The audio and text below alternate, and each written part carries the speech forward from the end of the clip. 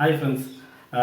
இன்றைக்கி வந்து மிக முக்கியமான நாள். ஏன் இது மிக முக்கியமான நாள்னு பார்த்தீங்க அப்படின்னா வந்து நம்ம இன்னும் ஜனநாயக நாட்டில் தான் வாழ்கிறோம் அப்படிங்கிறதுக்கு ஒரே அடையாளமாக இருக்கிறது தான் வந்து இந்த தேர்தல்.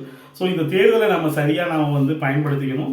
ஏன் பயன்படுத்திக்கணும்னு சொல்கிறேன்னு பார்த்தீங்கன்னா, ஒவ்வொரு 5 ஆண்டும் நம்மளை யார் ஆட்சி செய்யணும், ஒரு ஓட்டு தானே, நான் போடல என்ன ஆகிடப்போகுது, நான் போடலைன்னா என்ன வந்து வராமல் போகிறேன் அப்படின்னு நிறைய பேருக்கு அலட்சிய எண்ணம் இருக்குது. அப்படி அலட்சிய எண்ணம் இருக்காதீங்க. ஏன் இதை சொல்கிறேன் அப்படின்னு பார்த்தீங்கன்னா, ஒரு ஓட்டுனால எத்தனையோ எம்எல்ஏ அல்லது எம்பி வந்து பதவி வந்தவங்க இருக்கிறாங்க.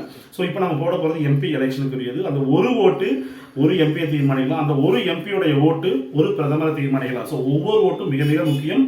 ஸோ நம்மளுடைய ஆள்காட்டிகளில் மறந்துடாதீங்க.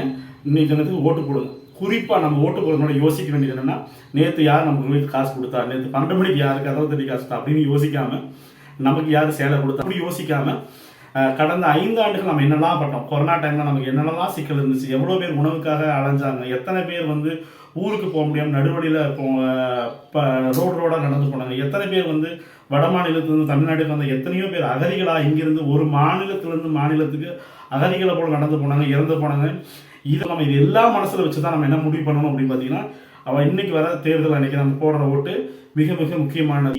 மறந்துடாதீங்க. எல்லோரும் நம்மளுடைய ஜனநாயக கடமையை ஆற்றுவோம். ஆள்காட்டிகளால் நம்ம தலைவரை தேர்ந்தெடுப்போம்.